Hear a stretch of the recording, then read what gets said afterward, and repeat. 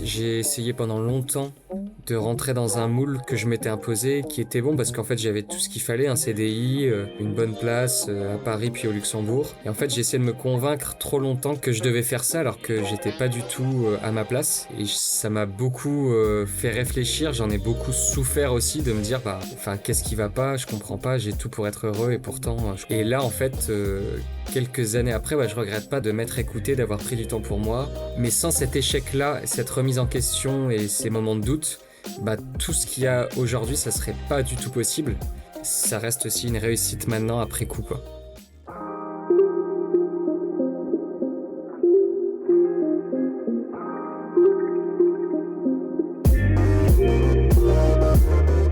Bonjour et bienvenue, je suis Anne B et tu es sur Storylific, le podcast 100% outdoor. Je te propose de découvrir avec moi des aventuriers, sportifs de haut niveau et autres dévoreurs de vie qui vont te parler de leur parcours inspirant pour réveiller ton envie de vivre tes rêves. Car si eux l'ont fait, toi aussi tu peux le faire, surtout si tu leur piques leurs meilleures astuces. Et simplement en écoutant, tu soutiens déjà la reforestation, car ici, on ambitionne de planter des arbres avec les oreilles. Alors, si ce podcast te plaît, n'hésite surtout pas à le partager avec des amis, ça aide énormément le projet de reforestation qui sous-tend ce podcast. Alors d'avance, je te dis merci. Donnez-lui une pancarte avec une destination, mettez-le au bord d'une route et vous ferez de Jules Riss le plus heureux des hommes. Sourire aux lèvres et pouce au vent, c'est ainsi que Jules part à l'aventure, que ce soit avec sa grand-mère de 90 ans, baptisée depuis Mamie Autostop, ou pour rejoindre sa copine en reliant Metz à Bangkok. C'est un énorme plaisir de vous mettre donc entre les oreilles ce jour Jules Riss et sa bonne humeur, et vous le verrez, prendre ainsi la route, c'est aussi partir en croisade contre les idées reçues, et ça fait un bien fou. Celui qui a planté un arbre n'a pas vécu inutilement, dit un proverbe indien. Depuis le début de ce podcast, je rêve de transformer mon projet en forêt, et je le fais avec l'ONG Graines de Vie et vos oreilles. Et aujourd'hui, j'ai envie de vous parler de leur programme Une forêt pour ma vie, qui vous permet de compenser votre empreinte carbone en plantant des arbres. Graines de Vie propose de planter en votre nom 5760 arbres afin de compenser l'empreinte carbone de votre vie. Comment ça marche ? Un soutien étalé sur le long terme est franchement pas cher, puisqu'un arbre ne coûte que 50 centimes grâce à leur approche que vous pouvez découvrir à l'épisode 2 de ce podcast. Ainsi, vous aurez planté votre forêt, mais également de l'espoir, du soutien aux communautés locales, de la solidarité, des abris pour la biodiversité et une belle dose d'inspiration pour que demain reste source d'émerveillement. Je vous mets un lien dans les notes pour découvrir ce projet en partenariat avec Storylific. La prix Nobel de la paix Wangari Maathai a dit « Lorsque nous plantons des arbres, nous plantons les graines de la paix et de l'espoir ». Au vu de l'actualité, cela me parle énormément et j'espère que ça vous parlera aussi. Place à l'épisode. Bonjour Jules Riss. Salut Anne-Bénédicte. Alors, tu vas commencer par te présenter, parce que j'étais feignasse, j'ai pas préparé la présentation. J'ai présenté tout le reste, j'ai préparé, t'inquiète pas. Mais là, je veux bien que tu te présentes et aussi comme... Enfin, pas nécessairement factuellement, mais j'ai aussi envie de savoir un peu qui tu es. Voilà. Écoute, Anne B, je m'appelle Jules, j'ai 29 ans. Je suis originaire de Metz, très chauvin de ma ville, en Moselle. Je suis un passionné de sport. Et je me définis comme un aventurier, conférencier, sur des projets d'aventure humaine avec des moyens de locomotion différents, que ce soit en autostop, en bateau-stop, en vélo, à pied. Et l'objectif est toujours de partir à la rencontre des autres, des locaux, et de documenter tout ça.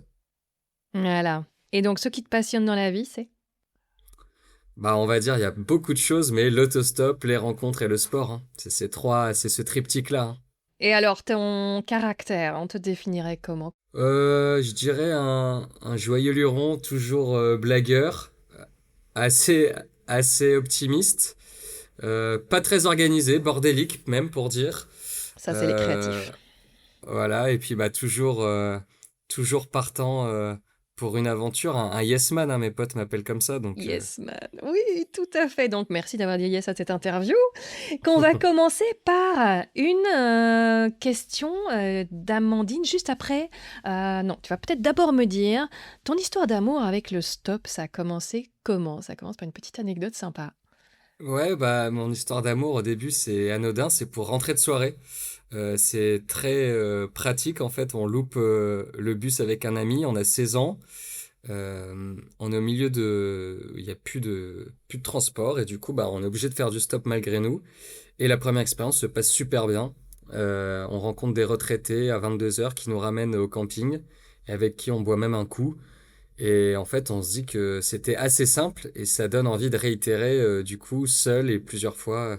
D'abord pour rentrer de soirée, puis après pour des plus longues distances. Le bon plan pour rentrer de soirée plus tard. Alors, Voilà. Amandine, elle a cette question-ci pour toi. Bonjour Jules, est-ce que c'était difficile de trouver des personnes qui acceptent de te prendre en autostop? Ah ben c'est une très bonne question d'Amandine. Moi franchement j'ai envie de lui dire plutôt non. Ça a été assez simple je dirais. Forcément il y a des moments où on attend plusieurs heures, hein. Il y a des moments dans certains pays où même le stop on comprend pas le principe. Je pense notamment en Chine quand j'essayais de l'expliquer, ou en Ouzbékistan où c'était en fait pour sortir des villes 90% des véhicules sont des taxis en fait. Hum. Les gens ont un véhicule pour la ville et après pour voyager, c'est des taxis. Donc, il y a des endroits plus compliqués que d'autres, mais globalement, sur la majorité des autostops que j'ai fait, les gens s'arrêtent relativement rapidement et te tendent rapidement la main. En Chine, t'as réussi à en faire quand même ou pas du tout? Ah si, si, en Chine, D'accord. j'ai fait 6 000 à 7 000 kilomètres traversé de l'ouest jusqu'au sud. Ah oui, quand Et même. ouais, une grosse partie, on m'avait averti que ça allait être compliqué. Donc je redoutais un petit peu. Et effectivement, pour se faire comprendre, ben c'était dur, hein. Je parle pas chinois, j'avais appris deux trois phrases pour m'intégrer et j'avais Google Translate qui des fois ben traduisait des folies, hein. Je me souviens de demander ma direction et je crois qu'il dit mes chaussettes sont sales quoi. Donc on avait on se comprenait pas bien donc c'était un peu un mélange de langage des signes, de Google Translate quand il marche et d'entraide quoi, mais ça a fonctionné quand même en Chine. Ah ouais, donc tu leur as expliqué le principe et finalement ils adhéraient alors. Ouais, quand ils comprenaient. Il y en a qui m'ont Hum. directement ramené à une gare en voulant m'aider. Et là Je oui. leur ai expliqué que je prenais pas de train. C'était le but, c'était de faire tout en voiture. Donc il y a ouais, quelques situations cocasses et d'explications, mais tout s'est passé quand même en stop. D'accord. T'es pris un peu plus souvent en Europe par des camions, par des voitures, par un peu de tout? Alors, très souvent, c'est quand même des véhicules de personnes comme toi et moi. Parce qu'à savoir, je crois qu'en France, les camions, je connais pas la réglementation par cœur, mais ils ont pas le droit de prendre de passagers à Ah ouais. bord. Mhm. Bon, dès que tu passes t'arrives plutôt vers l'Europe de l'Est ou même déjà l'Allemagne, les camionneurs sont moins regardants. Et c'est aussi beaucoup de camions sur des longs trajets. Tout type de véhicules, hein. J'ai déjà pris de la moto, des pick-up à l'arrière comme dans Pékin Express. Qu'est-ce qu'il y a eu d'autre comme véhicule atypique? L'arrière du camion là où on transporte la Dans la marchandise. Smirmark, ouais. Voilà, c'est ça. Excellent. Donc pas si compliqué que ça au final. Non. Alors la peur du rejet, de l'inconfort, du risque et de l'échec, bah, tout ça c'est un peu la peur de la mort hein, qui est là derrière, c'est nos instincts premiers.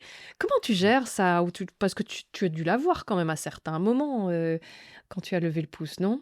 Ouais, évidemment, mais je pense que c'est une bonne école justement pour faire reculer cette peur du rejet. Alors, il y a Mm, des peurs que j'ai, hein, peur de la mort, on l'a tous, et c'est celle qui lie toutes nos autres peurs.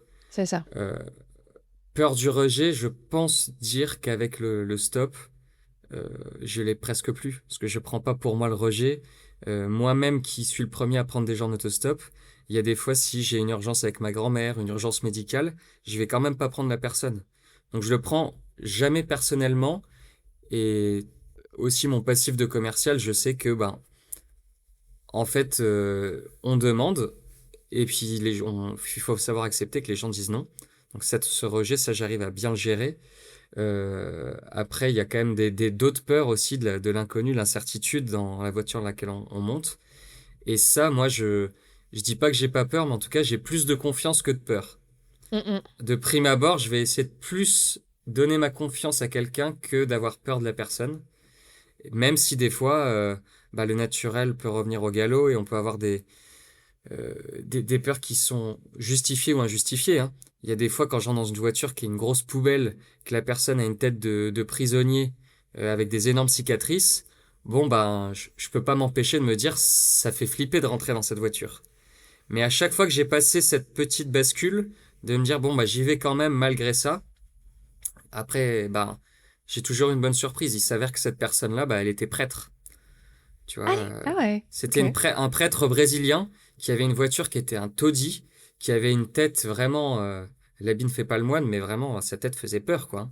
Et au final, au bout de 10 minutes, il me parlait pas, donc c'était bizarre, et il a mis des chants grégoriens et à m'expliquer en portugais qu'il était anciennement prêtre et très croyant, quoi. Donc, souvent, j'ai eu que des bonnes surprises en faisant cette bascule. Et à contrario, quand vraiment je le sens pas et que mon instinct me dit là, on n'y va pas, ben je sais m'écouter aussi, quoi. Ah, tu sais dire non aussi, tu oses dire non. Je l'ai pas dit souvent, ça a dû m'arriver une ou deux fois, mais je pense que c'était une ou deux fois qui était nécessaire. Ah ouais, ça doit pas être évident quand même. Ah ben, merci de s'être arrêté, mais non, finalement j'ai changé d'avis. Ouais, ben la personne était sur celle que j'ai en tête. La personne s'est arrêtée. J'avais une destination qui était très lointaine, près de 800 km au Kazakhstan, donc on traversait le désert. Et elle a été beaucoup trop insistante sur le fait de me faire monter et surtout sur le fait qu'elle arrivait, on se comprenait pas. Hmm. Me dit et je sentais que c'était, je sais pas, je l'ai pas senti et j'ai bien fait parce que cette personne elle essayait de me voler mes lunettes après, de me Hmm. soudoyer des affaires et donc je me suis un peu dégagé de cette personne et je suis parti quoi. Ok, donc faut pas avoir peur de dire non non plus. Autre leçon importante. Exactement. Mais Yes si man, mais savoir dire non quand il faut. voilà. Mais donc 99% de tes expériences en général sont positives. Mais c'est ta grand-mère aussi qui commençait par les peurs. Donc on dégage ça tout de Mm. suite parce que l'autostop, bon, en fait, quand on est une femme, il y a d'autres challenges aussi, hein, mais on Oui. dégage déjà certaines questions sur la peur parce que c'est le premier réflexe pour beaucoup, beaucoup de monde. Et notamment de ta grand-mère, qui est quelqu'un de très important pour toi. Enfin, tes grands-parents, malheureusement, ton grand-père est décédé. Ils ont fait une grande partie de ton éducation, je Ah pense, bah hein. ouais, tout à fait. Bah je passais tous mes étés, plus d'un mois, enfin 2, 3 mois dans l'année, j'étais chez eux. Mes parents travaillant beaucoup. Et du coup, c'est aussi mon grand-père qui m'a donné ce goût de l'aventure, lui qui est parti, qui était marin, Ah, euh, voilà. donc qui est parti dans des expéditions un peu partout dans le monde. C'est lui qui me racontait les histoires plus jeune et je me disais, je me souviens d'avoir en tête de me dire, et comment je vais faire pour raconter autant d'histoires à mes petits-enfants que mon grand-père me raconte actuellement, quoi. Oh, c'est mignon ça. Donc, à son décès, Euh, ma grand-mère se retrouvait seule et elle habite à 800 km de là où j'habite. Donc, moi, je suis à Metz et elle à Saint-Nazaire. Et je me demandais comment on pourrait faire quelque chose ensemble, mais autre que juste passer du temps avec elle, passer du temps de qualité et lui faire découvrir un peu mon monde.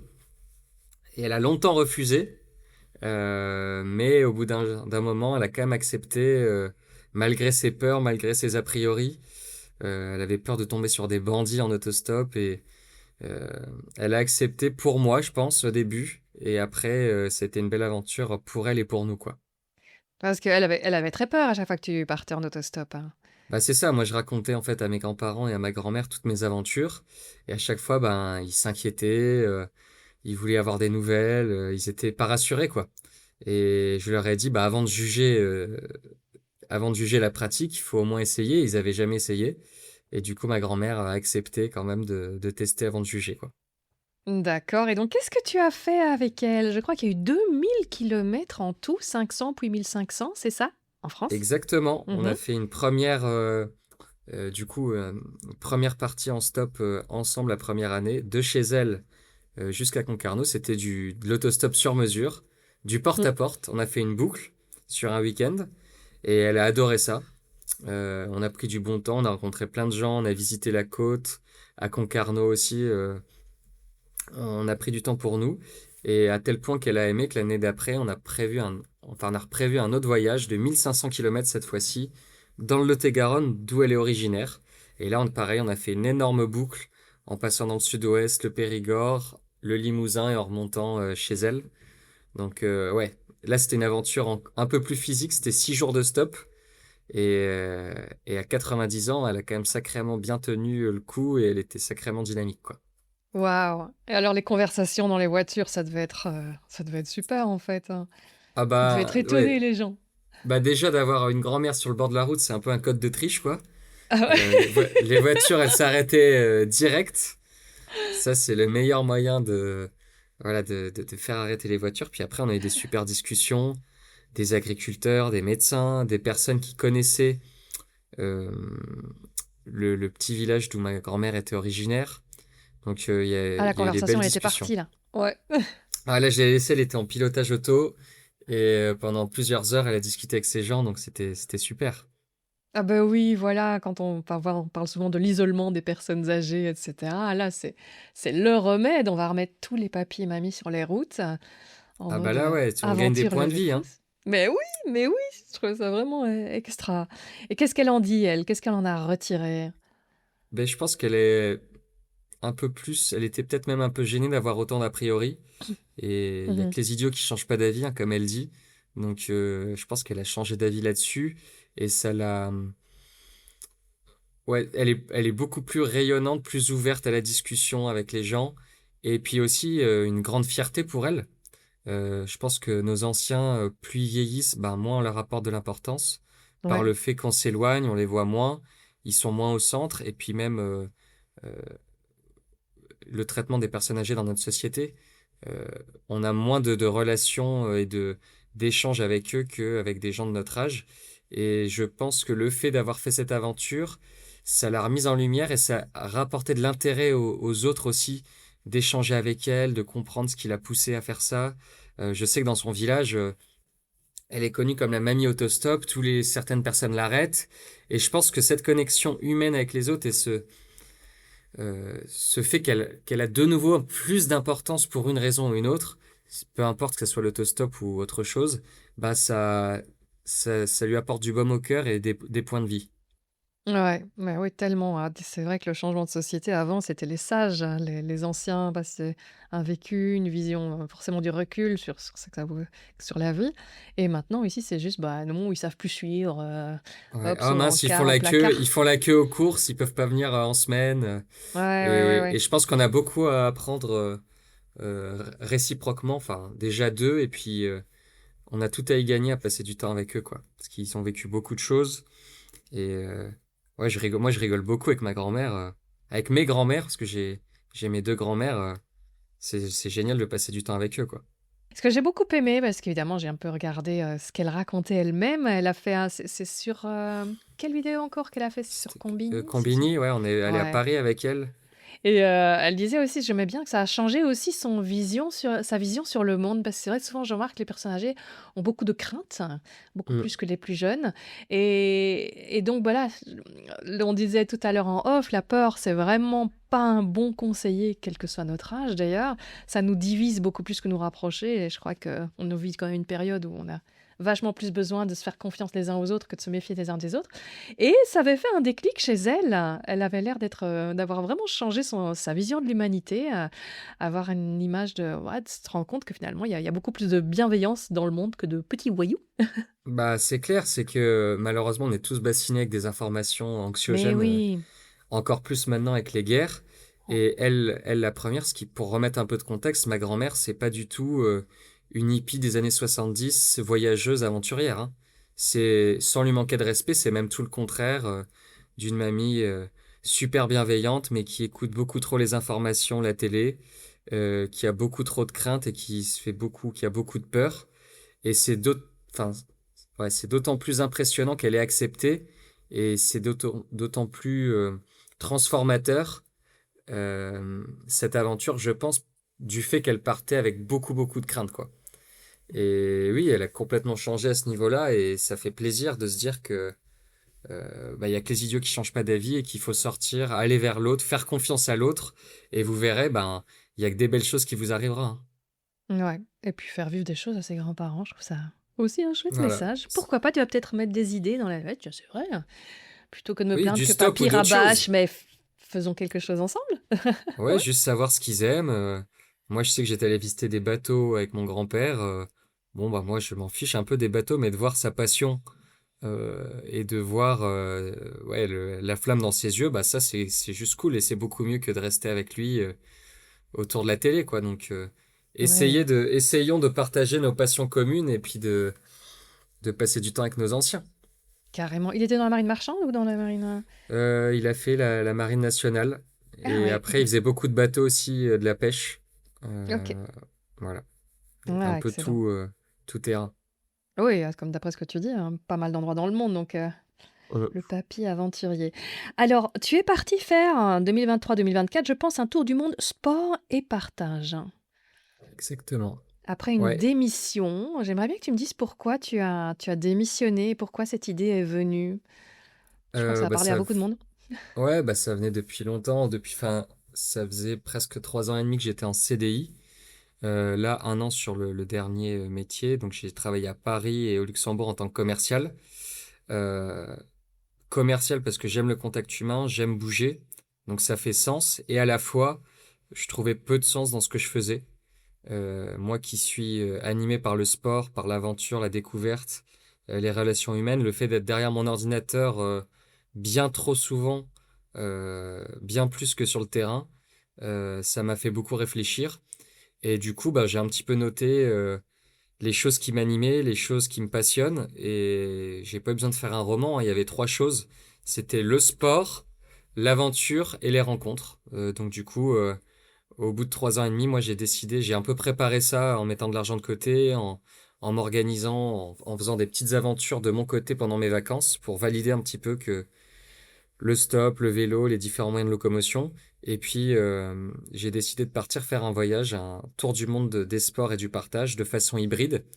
Donc c'est-à-dire je suis parti à vélo de Metz jusqu'à Gibraltar. De Gibraltar, j'ai laissé le vélo et c'est une transatlantique en bateau stop. Et puis après, j'ai continué à pied en Amérique du Sud. Et le fil rouge, bah, c'était de tester des sports locaux et atypiques tout le long de mon voyage. Alors, pour le bateau stop, tu vas donner quelques astuces parce que je sais que tu en as. C'est pas évident, hein. J'en ai entendu beaucoup qui galéraient là dans le sud de l'Espagne avant de trouver quelque chose. Parce que tu as Ouais. eu la surprise aussi de voir que les quais en fait sont fermés. C'est pas aller Oui. aborder les gens qui sont là sur leur bateau. Donc, dis-nous un petit peu tes meilleurs plans. Et ben, les meilleurs plans, c'est les sanitaires et les bars des capitaines, hein. Parce que quand on peut pas rentrer par la porte, on passe par la fenêtre. Effectivement, j'ai été surpris de voir qu'on pouvait pas rentrer dans les ports et parler aux équipages de bateaux. Donc, faut trouver les lieux où bah, les personnes décisionnaires du bateau se retrouvent. Et il y a 2 lieux immanquables, hein, c'est les sanitaires, alors ou les lavomatiques pour laver leur linge, où on retrouve, c'est pas un mythe, les capitaines au bar de la capitainerie. Donc, c'est des lieux de rencontre où on peut expliquer un peu nos projets et trouver des équipages. Après, les, pardon, les ports sont fermés, mais le but c'est aussi d'expliquer à un maximum de gens ce qu'on fait et en sympathisant, moi j'ai réussi à trouver des gens qui m'ont laissé rentrer quoi. Mhm. Mais Voilà. voilà, c'est ça le meilleur tip, c'est quand même d'être à des endroits stratégiques euh, pour pouvoir entrer en contact direct. Pour moi en tout cas, je parle pour moi personnellement, ça peut marcher pour certaines personnes, mais les annonces Facebook ou les annonces papier n'ont pas fonctionné. Euh, Rien de Mm. mieux pour moi qu'une rencontre en direct pour expliquer un peu ce que chacun attend, ce que chacun est capable de faire en toute transparence, et puis ça match pas, quoi. Mais c'est sûr que ça prend plus de temps que de l'autostop normal, quoi. Ah, ça certainement. Tu n'étais pas tombé sur un équipage belge d'ailleurs au Si, je suis début? tombé avec des Belges de XL. Euh, En fait, c'était un Belge qui avait un équipage avec un bateau de course qui avait fait la route du Rhum, avec qui on avait super sympathisé au Cap-Vert à Mindelo. On avait pris les numéros en se disant qu'on boirait un coup ensemble une bière dans les Caraïbes, mais il partait malheureusement, il pouvait pas me prendre. Mm. Et en fait, quelques Route jours du plus Rhum, tard, c'était qui? C'était quand même pas Jonas Jerkens, non, ça va, c'était pas. non, non, non, Ah, non, non, c'était j'ai- pas lui. Ah, tu le connais? Oui, Non, oui, non, je connais, ouais. Il était non, passé non, sur le podcast. Mm. non, c'était pas lui, mais en fait, il convoyait un bateau de course et il le faisait avec des riches Allemands qui avaient payé pour faire cette traversée avec un skipper pro, etc. Ah Donc ouais. pas de place pour moi, sauf que 3 jours après, je reçois un message en me disant est-ce que tu es toujours au port? Ils avaient dû rapatrier le bateau, en fait, ils étaient partis, mais le skipper a été malade. Et les Allemands ne voulaient plus faire la traversée sans le skipper expérimenté qui allait tirer et pousser le bateau. Et du coup, ben, ce Belge, il m'a dit, ben, je reforme un crew. Et j'ai pensé à toi vu qu'on en avait discuté. Et donc, en quelques jours, on a refait un crew et je suis parti avec ces Belges qui n'hésitaient pas à picoler pendant la transat. Hein. Il y avait, dans les soutes, il y avait. Ils ont une bonne réputation, ces Belges. Ils avaient une bouteille de rouge par personne par jour. Donc, Voilà, on connaît la route du Rhum, mais la route du Bordeaux, elle est beaucoup moins connue. elle est moins connue, mais c'est les Belges qui ont ouvert la voie. Hein. Ils avaient aussi quelques bières quand même pour rester de la Jupiler, hein, pour rester Ah, quand même. dans la thématique. Mais ouais, ils Ah, étaient trop pas fort. fâchés avec ça. Mais dis donc, c'est pas très confortable un bateau de course. Ouais, c'est vrai qu'il envoyait. Alors, autant sur le premier avec l'autre équipage, j'avais le mal de mer parce qu'il tanguait énormément sur un petit bateau de 10-12 mètres. Autant là, c'était un mal de mer différent, c'est qu'il allait tellement vite. On avait Qui des te pointes cogne. à 20-25 nœuds.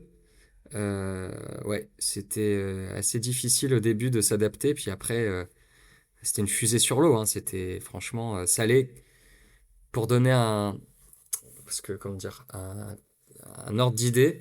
Mm. Je me souviens que l'équipage avec le bateau de 12 mètres, quand on faisait des pointes à 7 nœuds, on disait que le bateau Folie. fusait. Et là, bah, le bateau, en moyenne, il était à 15 et on faisait des pointes, on a fait des pointes à 28 nœuds, quoi. Donc, Waouh. il volait sur l'eau, le truc. C'est pas toi qui es tombé une fois sur un équipage où tu marquais, tu étais finalement pas beaucoup plus expérimenté que toi qui avait Non, bah, tout de ouais, suite fait de la barque sans doute une fois sur un lac, je sais plus. non, bah, ça, c'est moi. Ça, Oui, c'était c'est ça mon que je dis. expérience. Du pédalo sur le lac de ma ville. Mais non, eux, ils avaient peu d'expérience. Core Peu. Odyssey, trois mecs avec qui je suis parti qui étaient juste géniaux. Mm. De 21 ans qui étaient en école d'ingé. Ils faisaient une césure. Et donc, leur projet, ils ont acheté un bateau. Ils ont fait les Glénans en Bretagne. Donc, Ouais, c'est quoi? C'est l'école. quelques stages, quelques week-ends. Hein. Mm. Le capitaine, il avait quelques week-ends de bateau au Glénan. Et ouais, donc je me suis retrouvé avec ces trois gars dans un bateau pas très grand. Et ouais, c'était sport. Et je pense qu'ils n'avaient pas énormément d'expérience. Bah, ils en avaient pas beaucoup. Mais ouais, on a vraiment bien rigolé. Et on est arrivé vivant, donc c'est le principal. Hein. C'est toujours le bon test, Ouais. clairement. Génial. Et donc alors, tu as débarqué où avec eux? Caraïbes, Du coup, au Brésil donc ou... Non, Gibraltar, donc je suis parti avec eux. À la base, je devais m'arrêter aux Canaries, donc on a fait 7 jours de navigation. Des Canaries, au final, je suis resté avec eux. On est reparti au Cap-Vert et j'ai débarqué Classique. au Cap-Vert et c'est à Mindelo. Et c'est là que j'ai repris un autre équipage pour la grande traversée et que je suis parti Mhm. avec les Belges et ce bateau de course. Oui. Ça a certainement été plus vite pour la grande traversée. Mais je veux dire, après la grande traversée, tu es Et arrivé où? donc là, pardon, je suis arrivé à Antigua Mhm. et Barbuda. Donc je connaissais pas, c'est une île. Moi, je connais Bouddha Bar, ouais, mais pas par Bouddha. Ouais, bah non, je connaissais pas du tout. C'est une île anglophone qui est au-dessus de la Martinique, je crois. Et après, j'ai remonté avec d'autres bateaux, des amis de ces Belges. Je suis même allé à Saint-Barth, sur la tombe de Ah ouais. Johnny, Ah ouais. un recueil. Saint-Barth, Saint-Martin, et puis après la Mhm. Colombie pour continuer ce tour du monde des sports. D'accord. Le tour du monde des sports. Bah, justement, on n'a pas encore parlé beaucoup du sport, mais j'avais une question de Valentine. Bonjour Jules, quel est le sport le plus bizarre que tu as pratiqué lors de ton tour du monde des sports? Dans tous ces Euh, sports, est-ce que tu as fait des choses dont on n'a jamais entendu parler, évidemment? C'est un peu ton but, d'ailleurs. Ouais, tout à fait. Bah, c'est une très bonne question. Je dirais quand même l'un des sports qui m'a le plus surpris, c'est le hockey subaquatique en Colombie. Mais tu J'ai sais, il y a joué à un ça. truc Ouais. qu'on dit toujours pour les niches, pour le commercial, quoi. Qu'évidemment, si comme niche, tu cherches la vannerie subaquatique, c'est quand même très niché, ça va être vraiment dur de trouver du monde. C'est le truc Ouais. pour rigoler. Donc, quand t'as dit du hockey subaquatique, je dis, il se fiche de nous, c'est Ah non, c'est vraiment même pas vrai. une blague. J'ai cru qu'on se fichait de moi d'ailleurs en Colombie quand ils m'ont dit ça. Mais Mais il y a vraiment, ça existe vraiment du hockey subaquatique avec des crosses. Ils ont des protections comme au water polo. ok. Et en fait, ils plongent à 2 mètres de profondeur. Ils ont une crosse, alors pas aussi grande. Pardon. Ils ont une crosse, alors pas aussi grande que au hockey, t'imagines bien. Mais Ouais. ça ressemble à un petit boomerang en fait. Et ils ont des buts, ils sont en apnée. Et c'est Ah purée, c'est assez balèze, ça. ridicule à regarder de l'extérieur. mais assez impressionnant à jouer de l'intérieur parce que c'est physique, ça se donne des coups, c'est en apnée. Et ouais, ça c'était un des sports les plus what the fuck que j'ai vu. Après, il y avait aussi, pareil en Colombie, ils ont une pétanque bien à eux qui s'appelle le terreau, Mhm. où en fait à la place de boules, c'est des espèces de palets en pierre aplatis, Mhm. des disques en pierre. Et le cochonnet, c'est pas un cochonnet, c'est des méchasses, donc c'est des explosifs. Donc tu lances ça sur t'as un espèce de carré en argile, en terre cuite, où tu peux balancer les palets qui vont se planter dedans. Et le but, c'est de se rapprocher des cochonnets, quoi, donc des méchasses. Et si tu y arrives, bah, ça explose, quoi. Il y a des petites explosions, comme des pétards, quoi. D'accord. Pas des grosses quand même. Mais Non. ouais, trop trop marrant ça. Ah, effectivement, Ouais. ça c'est c'est Bah ça, assez inattendu. c'est un peu comme c'est aussi populaire que la pétanque en France. Quand on boit un petit coup dans un bar, bah, il y a toujours un jeu de terreau et tout le monde peut y jouer, quoi. Il faut amener ça à la pétanque, ça va rajouter un peu de dynamisme, hein, mettre un petit peu Des de poudre à dynamites. canon. Oui, des dynamiques. La Ouais. pétanque, c'est de la dynamique. Pour la vieille pub là, hein. C'était Ouais. quoi? C'est Ovomaltine, hein. Ovomaltine. C'est de la dynamite au platine. Sinon, j'avais bien aimé ce que tu disais sur le vélo. En fait, c'est pas du tout ton sport. Et tu disais qu'au début, c'était pas évident. Mais qu'après, le corps s'adapte à tout parce que tu n'avais pas d'entraînement au vélo. Et donc, ça, Ouais. c'est toujours encourageant. Parce que je l'entends tout le temps, que ce soit tirer une poulka, que ce soit partir en bikepacking, ou etc. C'est qu'en général, le moment critique, c'est les 3 premiers jours. Mais le troisième, le corps commence à comprendre ce qu'on lui veut et il s'adapte. Donc moi, ça me fascine toujours cette adaptabilité de nos corps qui se font à tout. J'ai Ah, parlé c'est assez aussi... encourageant, hein. Ah ben oui, mais carrément, hein, à l'apnée, à tout. Enfin, vraiment, le corps s'adapte. Il dit, ah oui, ok, c'est ça que tu veux. Bon, ben ok, laisse-moi le temps de m'adapter. Donc ça, je dis, il faut jamais se décourager dans les 2 premiers jours, parce que le troisième, il y a déjà le miracle qui commence à opérer. Ouais, Sauf quand on a le dos qui coince, n'est-ce pas? Mais évidemment. Ça, c'est aussi une autre problématique, mais c'est vrai que ça donne beaucoup de positif parce qu'en fait, ouais. aller même maximum la semaine passée d'une nouvelle activité, si on arrive à passer ce cap, après, c'est une bascule où le corps s'habitue, on prend plus de plaisir, on voit notre progression et c'est valable pour tout. Là, je parlais du vélo sur une grande distance, mais là, le snowboard, juste apprendre le snowboard, bah, en fait, les 3 4 jours, si tu te bloques à ça, tu tombes tout le temps, tu te fais mal, t'as peur, et au final, c'est après ces moments un peu chiants que ton corps s'adapte, que tu peux prendre du plaisir, que tu progresses. Et ouais, c'est vrai pour tout, hein. Et le corps est vraiment bien fait parce que je pense que c'est aussi un bon moyen d'apprendre, de se dire, plutôt que de s'entraîner, de interpréter dans sa tête, se dire comment je pourrais faire, s'informer. Moi, avant, j'étais beaucoup dans la tête cérébrale, à me renseigner, etc. Mais c'est bête à dire, mais il n'y a rien de mieux que d'aller sur le terrain, prendre des précautions, évidemment, hein. Le but, c'est pas d'être inconscient, mais aller sur le terrain, se faire ses propres idées, ne pas lâcher quand c'est dur, et puis très vite, on apprend beaucoup plus par l'action que par la réflexion, pour beaucoup de choses, je pense. Ah oui, carrément. Là, tu parles d'or, effectivement. Mm. Et je te taquinais sur ton dos parce qu'effectivement, c'est une de tes petites fragilités. Tu t'es retrouvé Grosse fragilité coincé. même. Ouais, une petite grosse fragilité. Tu t'es Ouais. retrouvé coincé. Je sais plus dans quel pays c'était d'ailleurs. En Géorgie, je me suis retrouvé quand j'étais dans l'aventure là en autostop entre Metz et Bangkok, en dormant chez l'habitant. Mon dos s'est bloqué comme un coup de fusil. Je pouvais plus marcher, je pouvais plus me lever. Je me suis traîné dans le lit des gens qui m'accueillaient. Un peu surprenant, non? Bah un peu bizarre quoi de se retrouver en Géorgie. Enfin, dans ton lit chez les gens, dis bien. Tu t'es pas traîné dans leur Oui, lit pour ah les non, réveiller pas la dans nuit. leur lit. La manière dont tu le présentais, je vois le mec arriver à 4 pattes dans le lit des gens. Non, non, non, non, s'il vous plaît. Non, non, non, bah j'avais une chambre chez l'habitant. Donc je me Soyons suis traîné précis, dans soyons le précis.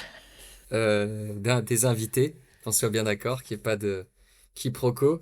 Et ouais, devoir mettre du froid, aller voir un chiropracteur qui m'a cassé en deux, craqué dans tous les sens, des oreilles aux doigts de pied en passant bien par les jambes et les bras. Enfin, j'ai jamais autant craqué que de ma vie. Grâce à ça, j'ai quand même pu un peu remarcher, mais c'est vrai que c'est toujours des problématiques quand le physique joue dans les aventures. Il faut savoir écouter son corps aussi et s'adapter. Oui, c'est ça. Donc, c'est pour ça que je disais, au fait de la transition, les 3 premiers jours, on s'inquiète pas. Mais après, si le corps n'arrête pas d'envoyer des signaux rouges, Ah oui, eh ben, oui. on écoute quand même. Voilà. Yes On- man, mais savoir dire non aussi, c'est toujours le même fil rouge. C'est se dépasser. Se dépasser, mais quand des fois c'est compliqué, il faut savoir s'arrêter. S'arrêter pour Voilà, faut savoir tousser, tousser. d'ailleurs. Voilà. Voilà. Donc, ton tour du monde des sports, ça t'a amené dans quel pays, là? C'était quoi ton itinéraire, au final? Du coup, à vélo, du coup, la traversée de toute la France en diagonale, l'Espagne, le Portugal, arrivé à Gibraltar.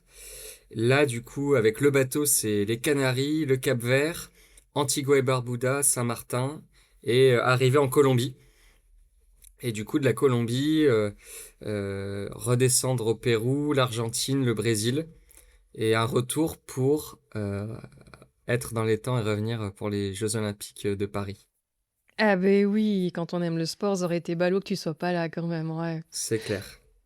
Tu vois, genre, au Brésil, t'as joué au football, c'est pas possible là-bas. Mais partout, en fait, même dans l'Amazonie, j'étais assez étonné de voir que il y a des sports quand même qui sont universels et même au fin fond de l'Amazonie, il y a des gens avec des bouts de bois qui jouent au foot, qui font des buts avec des bouts de bois. Le foot est partout, quoi. Bah oui, oui, oui. Dans la rue, dans les favelas, Enfin, dans n'importe quel petit village d'Afrique aussi, hein.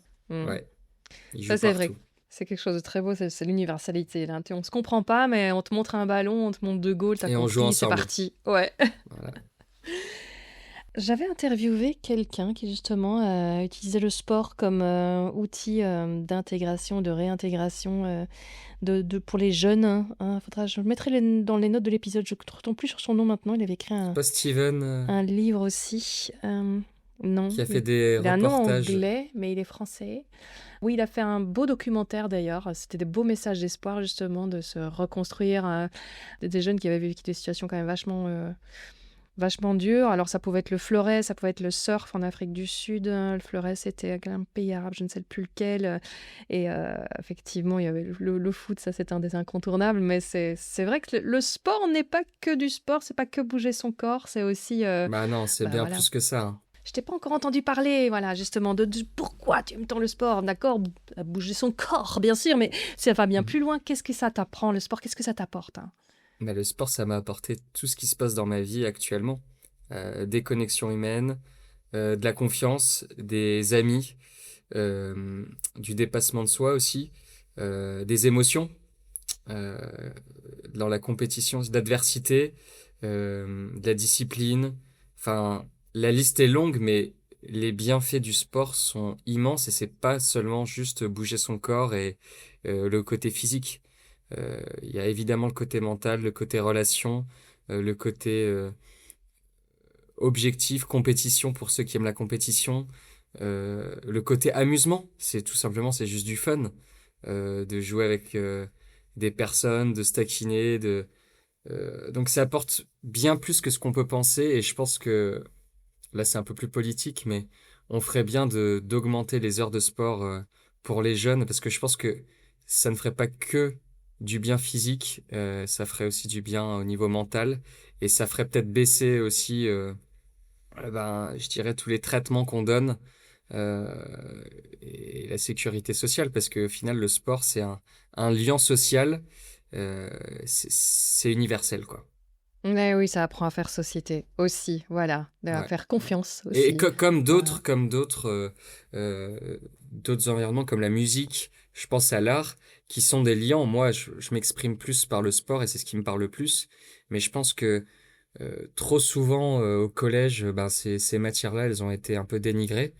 On regarde jamais tes notes en sport, en musique, en art plastique, on s'en fout. Alors qu'au final, je pense que c'est des matières, enfin, outre que des matières, des activités qui sont essentielles dans nos sociétés et qui nous relient tous. Ouais, moi, j'avais lu un livre qui m'avait ouvert les yeux sur le fait que l'école était bien plus faite pour l'industrie, dans une optique productiviste, que Bah, vraiment évidemment. humaniste. Et tu te dis, mais oui, si on nous formate pour l'industrie, mais on passe à côté de On tellement de a choses. aucun intérêt de faire d'autres choses. Alors que pourtant, c'est ça qui nous rend vivants, humains. Euh, c'est pas tout noir ou tout blanc, évidemment. Euh, tout est nécessaire et on doit avoir notre place dans cette société. Mais je pense qu'il y a un équilibre à faire Et aujourd'hui, le sport est pas assez mis en avant, je pense, Je pense à aussi. l'école et dans notre société. Carrément, carrément. D'ailleurs, la santé physique même des enfants, mentale, ça souffre beaucoup du manque de mouvement. Être assis sur un banc, c'est pas ce qu'il y a de meilleur, ni pour la Bah tête, ni non. pour le corps. Donc, ouais, très bon message à faire passer. Donc, vive le sport et tout ce qu'il peut apporter. Metz Bangkok était ta Attention à aventure suivante. Anne B, Oui, je t'adore, hein. Mais Metz, hein. Parce que là, Metz. Mais l- oui, pardon. ceux qui vont nous écouter, si je te reprends pas, ils vont me taper sur les doigts, hein. Redis-moi un peu le nom de la capitale de la Belgique. C'est Bruxelles. Ah, ça, il sait le dire, c'est bien, parce qu'on entend Voilà. toujours Bruxelles, mais c'est vrai que nous, on a la Je suis contamination du attentif. flamand, ils ont commencé. Je suis attentif à ça parce que on dit Metz et Bruxelles. Voilà. Et Je me suis Auxerre. loupée. Voilà. Non, non, pas de souci. Mais donc, du coup, c'est pour ça qu'on dit les Messins, sans mauvais esprit, Exactement. n'est-ce pas? Et donc, ça, c'est un truc que j'adore, c'est que tu avais appelé cette messe Bangkok, donc en autostop. Désolée pour ceux qui habitent Bangkok, ça se prononce certainement pas Bangkok non plus, Oui, d'ailleurs, hein. effectivement. Disclaimer. Désolé à nos amis thaïlandais qui nous écoutent. Voilà, donc je sais me faire reprendre pour Metz, mais pas pour Bangkok. Donc, Mhm. tu avais appelé cette aventure Messins sans frontières. Je suis tombée sur mon cul de rire tellement j'ai vu ça, j'ai aimé ça, c'est trop Ouais, bon. c'était le surnom. C'était pas le nom de l'aventure, mais c'était le surnom effectivement que des amis m'avaient donné. Et du coup, je l'avais remis aussi sur mon compte, quoi. J'ai pas fait médecine, mais je suis fier d'être médecin. Oui. Et donc, ton itinéraire, c'était, tu es passé à nous, donc par la Chine, ça tu m'en as déjà touché un mot, mais tu sais dire plus ou moins ce que tu as traversé et ce que tu n'as pas traversé, parce que tu as aussi fait des choix de passer par avion quand c'était vraiment pas possible autrement, que ce soit pour des raisons de sécurité ou de trucs qui allaient juste prendre des plombes. Tu peux m'expliquer un peu ton parcours? Ouais, alors du coup, c'est 15 000 kilomètres entre Metz et Bangkok et 16 pays. Globalement, une traversée de l'Europe par la Serbie, Bulgarie, et j'arrive en Turquie. Arrivé en Turquie, il y a la Géorgie, et là, je dois faire un choix un peu compliqué. Pour passer après au Kazakhstan, j'ai pas beaucoup d'options. Trois, en fait. La Russie, mais avec un... Je peux passer, il y a 800 kilomètres à faire, mais le visa est que de 3 jours. Donc ça me paraît compliqué de faire du stop 800 kilomètres en moins de 3 jours, et puis il y a un risque. L'autre choix, c'est l'Iran. Mais ça, je veux pas que ma mère fasse une attaque. Et il y avait beaucoup de tensions déjà à l'époque, donc j'ai refusé. Et la troisième option, c'était de passer en bateau par l'Azerbaïdjan. Mais la frontière était fermée aux résidents français par la voie terrestre. Donc on pouvait y aller qu'en avion pour après prendre un bateau. Donc au final, j'ai pris un avion de Tbilissi, la capitale de la Géorgie, jusqu'à Aktao, juste pour traverser en fait la mer Caspienne et éviter les trois options. Et après, j'ai continué, du coup, en traversant tout le Kazakhstan, l'Ouzbékistan, et en rejoignant la Chine, le Laos, puis la Thaïlande. Laos, puis Thaïlande? Ouais, par le sud. En fait, c'est le sud de la Chine. T'arrives au Laos. Il y a une petite partie, tu Ah oui, toute descends petite alors, ouais. Parce et que je me t'arrives dis, par le nord je m'étais dit, c'est de la la Thaïlande Thaïlande. avant Laos. Ah d'accord, non, non, non, effectivement. Ah, j'adore le nord de la Thaïlande. Gros Mm. vénard. Tu peux nous sortir 3 cartes postales, peut-être, de ce voyage-là, parce qu'on va pas pouvoir faire les 15 pays, malheureusement, très malheureusement. Non, non. Mais donc les moments marquants ou des rencontres qui te sont restées, donc des moments importants pour toi sur ce trajet. Bah, je dirais déjà dès le deuxième jour, en fait, je suis accueilli dans une église par Don Rupi et Père Clemens, qui m'accueille comme un roi et je comprends que donc là à ce moment-là on est dans les Alpes autrichiennes Mm. et en fait très naturellement ils me proposent d'aller skier avec eux. Donc je passe une journée à skier avec un prêtre toute la journée, parler de spiritualité, de Jésus sur les télésièges et boire des canons avec lui et d'ailleurs avec des Belges aussi que j'ai rencontrés dans le télésiège. Donc un moment dès le deuxième jour un peu lunaire et à Mhm. la fois avec des discussions profondes et très léger en s'amusant à ski. Donc j'ai trouvé ça assez fantastique. Après, une autre rencontre marquante, c'est peut-être un passage serbo-croate à la frontière assez compliqué dans une voiture soupçonnée volée, quoi. Avec Mhm. un mec qui a clairement soudoyé en fait la police, hein, en mettant de l'argent dans son passeport. Mais ça, je l'ai compris trop tard à mes dépens. Et au final, on aura réussi à passer en étant bloqué plusieurs heures à la frontière, ce qui a redonné de l'argent encore à la police serbe. Donc moi j'étais un peu comme un cheveu sur la soupe, hein, une pièce rapportée. Je savais pas vraiment quoi faire. Et au final, on est arrivé à Belgrade. Il m'a déposé à Belgrade. Enfin, le mec était quand même assez. Il m'a pas agressé. Il n'y a pas eu de problème à ce niveau-là. Mais je pense que ce qu'il faisait n'était pas légal, quoi. Donc forcément, là, j'ai flippé. Je me suis dit que c'était des risques pour rien, mais je pouvais pas non plus sortir de la voiture, donc c'était compliqué. Mhm. Mais malgré tout ça, euh, ça reste une expérience quand même où voilà, j'ai su garder mon calme. Tout s'est entre guillemets bien passé. Il m'a déposé à Belgrade. Il a déposé une enveloppe avec de l'argent à quelqu'un à ce moment-là. Et puis moi, je suis directement parti, quoi. Hmm. Wow. C'est l'expérience finalement où tu avais trouvé un coffre rempli d'armes en déposant ton sac était beaucoup plus sympathique. Ça, je fais Ah ouais, ça un bond dans le c'est- temps, mais c'est vrai que c'était une anecdote assez rigolote aussi. Bah ouais, en fait, il y avait un mec qui avait des espèces d'épées, des armes médiévales des haches. Donc c'est vrai que quand on ouvre le coffre d'une voiture pour mettre son sac, qu'on voit tout ça, on s'inquiète un peu. Il avait vu un peu mes yeux ahuris et puis en fait, il m'a expliqué que le gars faisait de la reconstitution historique et qui revenait justement, il avait tourné des scènes sur un champ de bataille, donc il avait tout l'attirail qui était réel, hein, c'était pas du factice, toutes les armes dans son coffre. Donc Ah, il tournait en plus. Ok, ouais, ouais. ouais, je crois qu'ils avaient tourné quelques scènes. Ils faisaient ça pour par plaisir où ils se réunissent avec des gens. Donc là, j'ai appris. Ce qui est cool en stop, c'est qu'on apprend plein de choses sur des sujets n'aurait jamais pu imaginer, quoi. Là, j'ai eu 2 heures de cours sur la reconstitution historique, quoi. Génial. Mais ouais, voilà, des scènes un peu cocasses, quoi. Mais donc, je vais retourner maintenant, excuse-moi pour la parenthèse, mais c'était trop savoureux, Mhm. sur tes aventures de Médecins sans frontières. Donc, ça, c'était le passage un peu frauduleux de la frontière. Quels deux autres moments qui t'ont marqué? Bah, je dirais aussi une nuit chez l'habitant en dormant dans une famille ouïghour qui Mhm. normalement n'avait pas le droit de nous accueillir. Et on a passé une soirée mémorable à danser, à échanger, alors même qu'on parlait pas la même langue, c'était dur de se faire comprendre, mais juste par les sourires, les signes.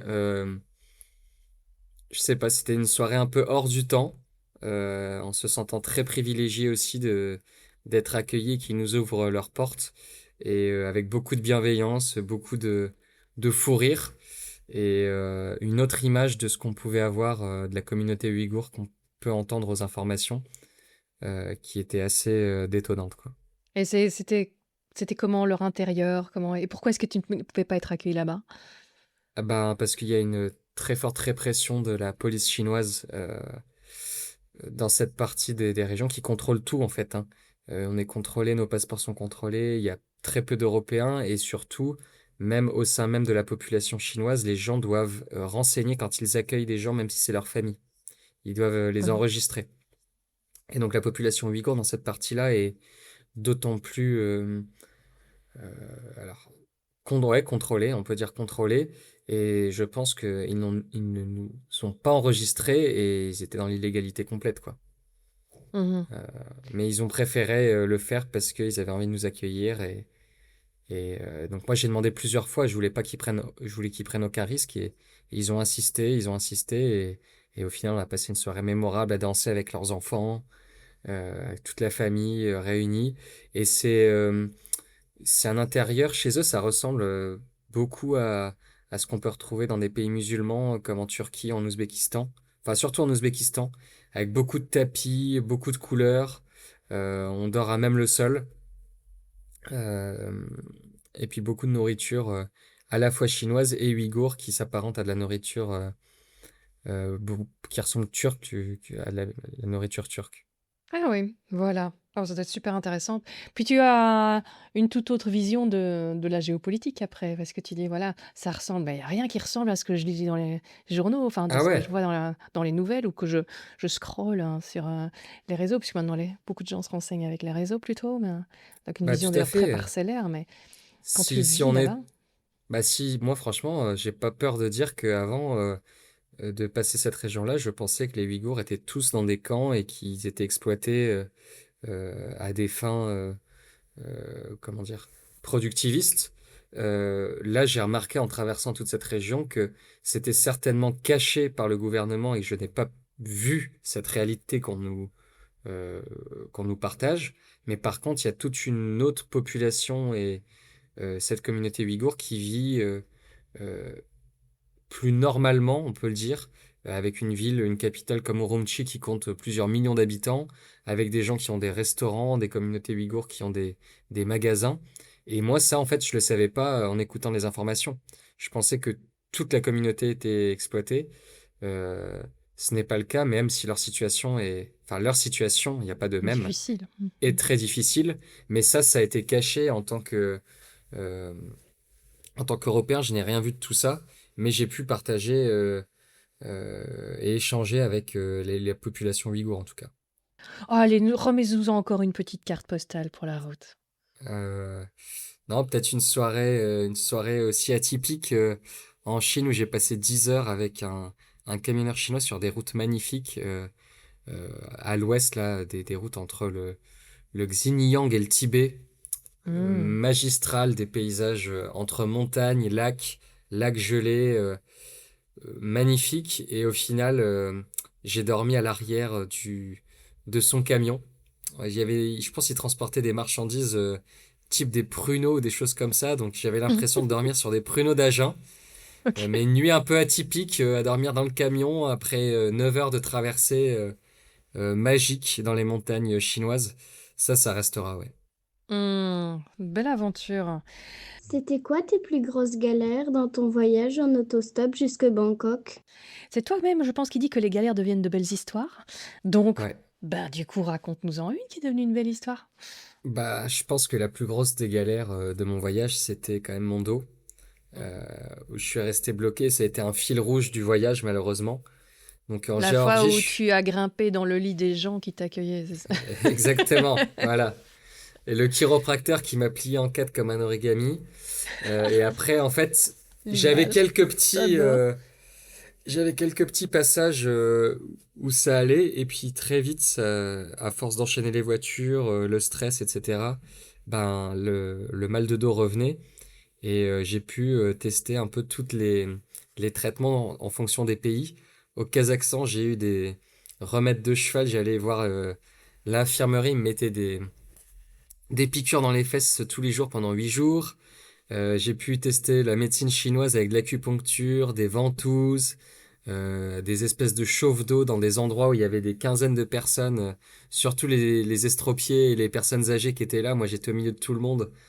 On m'a soigné pendant des jours un peu en vain. Et au final, ça a été une grosse galère. Heureusement, il y a quelqu'un qui m'a rejoint, Robin, sur l'aventure, qui m'a rejoint en Chine, que je connaissais que des réseaux sociaux, et qui m'a aidé à porter mon sac. Je pense que sans lui, j'aurais pas pu continuer l'aventure, parce que j'étais incapable de porter mon sac à dos. Et la belle histoire dans tout ça, c'est que quand même, à mon retour, bah, je suis allé faire des examens complémentaires. On m'a diagnostiqué une hernie. Mais du coup, ça m'a fait prendre conscience que je devais faire quelque chose. Et du coup, après des dizaines d'heures de kiné et surtout 8 mois d'exercice quotidien que je fais encore, j'ai encore fait ce matin, hein, j'ai presque plus de problèmes de dos. En tout cas, je peux refaire du sport de façon en compétition. Mm. Mais cette aventure, ça m'a permis de prendre conscience de mon physique, de mon corps. Et depuis que je suis rentré, depuis plus de 8 mois, ben, chaque jour, j'ai une routine de minimum 15 minutes que je m'oblige à faire et que je fais naturellement maintenant et grâce, entre guillemets, à ça. C'est pour stabiliser les muscles du dos, enfin, muscler le dos et Renforcer, étendre. Ouais. stabiliser, des étirements, Mm. du renforcement aussi, euh, qui font que en faire chaque jour, bah, ça a un vrai impact, hein. Ah bah oui, écoute, Avant, je le prenais pas au sérieux, tu vois. Avant, bah oui, bien sûr. on me disait, ah, bah, faut faire ces exos, etc. Tant que t'as pas mal, tu les fais pas. Sauf que Exactement. là, je les fais maintenant, même quand j'ai plus mal. Ouais, ouais. C'est le truc qui marche le mieux. Même les opérations marchent moins bien que de faire les bons exercices pour le dos. Donc, tu tiens le Ouais. bon bout. Super. Et donc, bah oui, c'est devenu des belles histoires parce que finalement, t'as certainement fait un voyage comme très différent de ce que ça aurait pu être. Ça n'a pas dû te faire soigner à gauche, à droite. Ça donne peut-être aussi une petite vision de La comment les médecine. sciences. Oui, c'est ça. C'est pas nécessairement ce Bah, par qu'on voit exemple, tous les jours. En Mhm. Chine, j'étais très étonné et je pense qu'ils m'ont soigné pendant près de 2 heures. Ils m'ont fait craquer, ils m'ont fait des ventouses, etc. On se comprenait pas, donc je me suis dit que j'allais payer assez cher quand même. Je savais pas, Mm. la facture allait être salée. Et au final, j'ai demandé combien je leur devais. Ils m'ont dit, ben, est-ce que t'as encore mal? Je dis, bah ouais, malheureusement, le mal est pas parti. Ils me dit, bah, tu nous dois rien. Parce que nous, tu nous payes si tu vas mieux, quoi.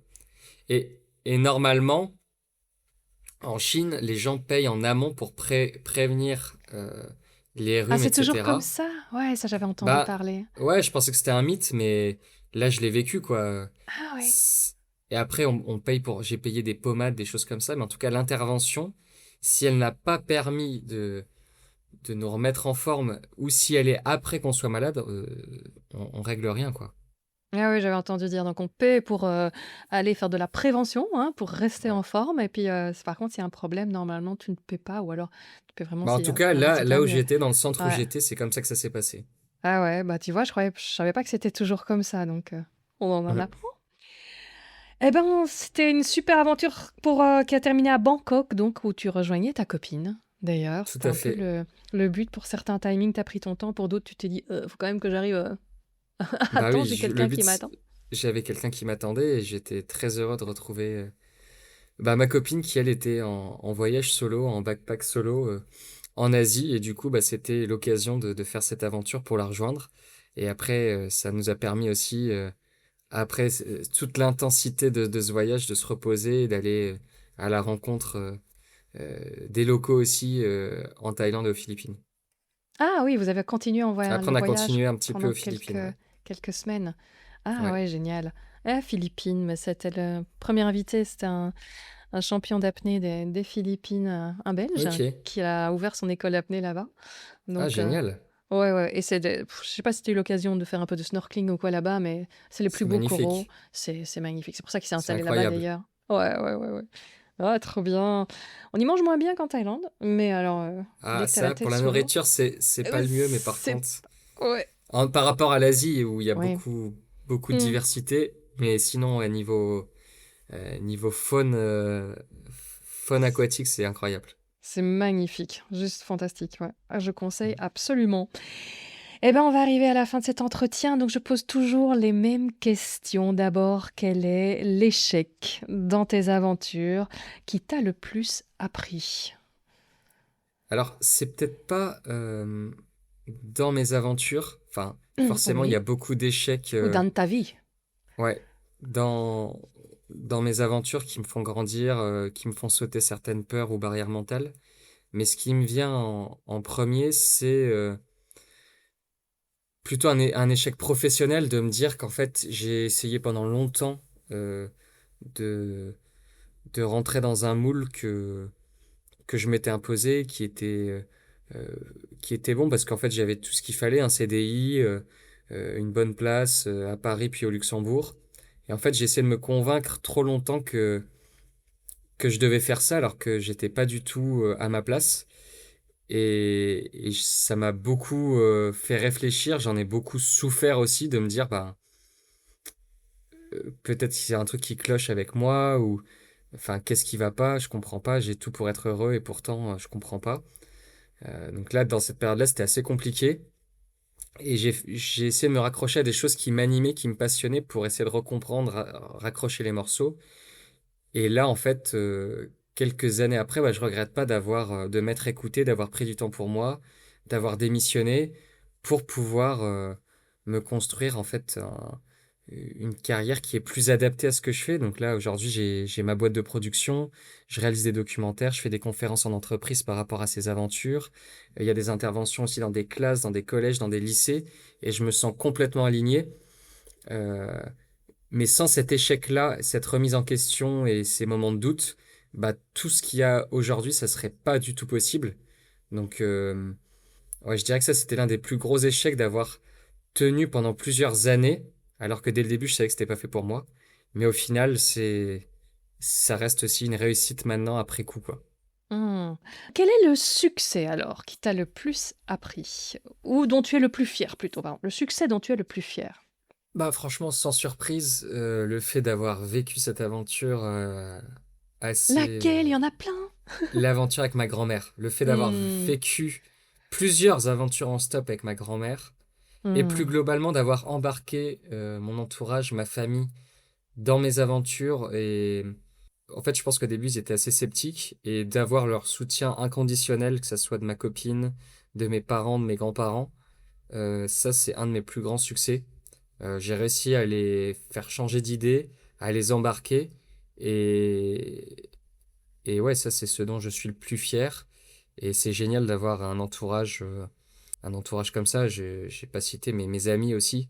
Euh, D'avoir un entourage proche qui nous soutienne au quotidien, qui nous encourage et qui sont toujours là dans les aventures et en dehors. Je pense que c'est certainement ce dont je suis le plus fier aujourd'hui. C'est le capital humain que j'ai autour de moi. On les salue tous au passage. Merci d'aider Jules à être ce qu'il est. Merci à tous. Et puis les rencontres, évidemment, hein. Eh bien Les rencontres en oui. stop qui forgent, toutes les rencontres qui forgent, qui ruissellent après sur ma personnalité et mon entourage, des gens que j'ai rencontrés sur les aventures. Bah oui, je ressortais du podcaston ici en ayant à nouveau interviewé François Sarano, qui est quelqu'un que j'adore, qui est un ancien de l'équipe Cousteau, hein, donc Ah lui, c'est oui. effectivement passé pas mal de temps sous l'eau. On parlait de coraux tout à l'heure. Oui, Et il disait que nous ne sommes que relations. Donc, essayer de se définir en disant qu'on... Il disait le self-made man, c'est un mythe. Hein. Tout ah, ce qu'on totalement. est, quelque part, c'est le fruit de tant de rencontres avant nous et aussi dans De notre propre discussion. histoire, exactement, qui nous pétrissent au quotidien. Donc, non, Mm. c'est un beau message. Et j'avoue que l'aventure avec ta grand-mère reste ma préférée. Bon, bah voilà, Pour on toute se met sa richesse d'accord. humaine. Mm. Si tu pouvais retourner en arrière et changer un truc, tu le ferais Pouf, ou... absolument pas. Tout ce que, tout est lié et tout échec à sa place parce que c'est ce qui permet après de rebondir. Et donc, non, là, j'ai zéro regret et je changerai rien du tout. Et alors, tu vas nous dire où on peut te retrouver, tes canaux de prédilection, et où on peut voir ton documentaire, parce que là, on est en plein dans l'actualité de ce côté-là, et il Ouais, me tarde de le découvrir. Je ne l'ai pas encore vu non plus, mais yes. déjà avant la discussion, j'ai envie de le voir. Maintenant, j'ai encore plus envie de le voir. Dis-nous un Bah, peu tout génial. pour te Bon, bah, suivre de près. ouais, très facilement pour me suivre, c'est mon nom, prénom, c'est Jules, Jules, Ris, R-I-2-S. Je suis surtout sur Instagram et sur LinkedIn, je publie pas mal. Et pour ce qui est du documentaire, bah là, il a déjà tourné dans un festival, le festival Envie d'ailleurs sur la Côte d'Azur. D'ailleurs, je salue Christine qui a accepté le film sans l'avoir même vu. Ah oh. Et au final, c'est une belle histoire parce que elle m'a appris récemment qu'il avait gagné le prix du public. Donc le Hmm. film sur l'aventure Metz-Bangkok en stop.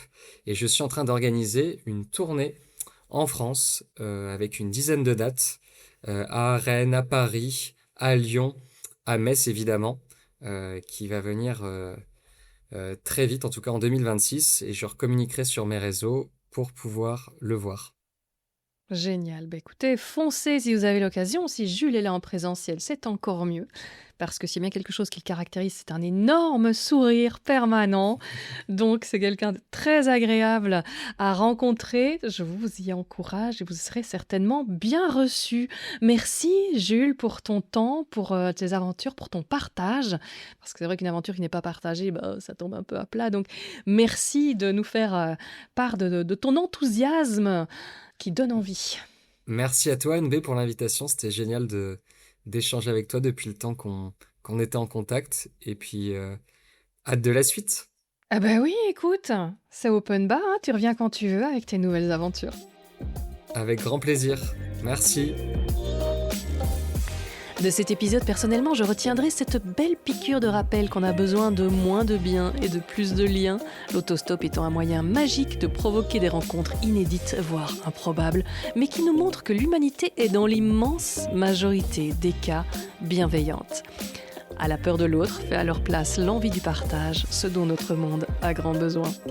Dans les notes de l'épisode, je vous mettrai les liens vers les réseaux de Jules et les autres épisodes mentionnés pendant notre discussion si cela a piqué votre curiosité. Et sur la page de l'épisode sur storyfic.com, vous retrouverez d'autres ressources encore pour mieux connaître Jules. Selon va vite, mais c'est ensemble qu'on va loin. Donc si l'envie te caresse de soutenir Storylifique, je suis à présent sur la plateforme Ko-fi, ko-fi.com/Storylifique, où pour le prix d'un café, vous pouvez m'envoyer votre soutien et apporter votre pierre à ce projet qui n'a d'autre ambition que de vous donner des outils pour oser vivre vos rêves. Comme toujours, je termine en te demandant de faire un petit geste tout simple qui fait un monde de différence. Pour le projet, Storylifique soutient la reforestation avec la formidable équipe de l'ONG Graines de Vie. Donc si l'épisode t'a plu, partage-le sur tes réseaux ou parle-en autour de toi, car plus il y a d'oreilles, plus on va pouvoir semer dans les esprits des graines de vie. N'hésite pas à m'écrire et à écrire à Jules pour nous dire ce qui t'a plu dans cet épisode. J'aime beaucoup savoir ce qui résonne pour vous. Et quelle que soit la date de ton écoute, il n'y a aucune date limite pour vos feedbacks. Ils sont toujours les bienvenus. Si cet épisode vous a parlé, faites-le connaître autour de vous. Et si vous êtes semeur d'étoiles, vous pouvez en laisser à ce podcast sur votre plateforme d'écoute avec un petit commentaire sympa. Cela aide énormément le podcast à se faire découvrir par d'autres et ainsi continuer à propager des envies de vivre ses rêves tout en plantant des forêts pour les abriter. Merci pour ton écoute et à bientôt.